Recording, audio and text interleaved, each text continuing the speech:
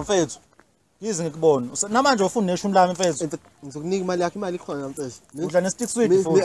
Awuye indaba ye-stick sweet. La imali yakho mfethu.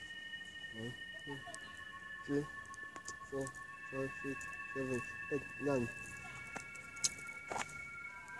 Sekulo siqabana mfethu, na imali yakho iphelele. Khona ukushodayo. Ayisho, ayingeke mfethu, incane le mali. Kadwa ngikholisa nginika ishumi namanje, kadwa inyanga yonke. Ufuna malini? Wanginika ishumi. Iyazala mfethu, uyazi nje 50% mfethu. Nginika u-2 rand ngaphezulu. Mfethu siye kulo izenza ukuthi mfethu siye kulo siqabana. Urasho. Hayi mfethu, hey buya kupheka ngeke. Wahamba manje.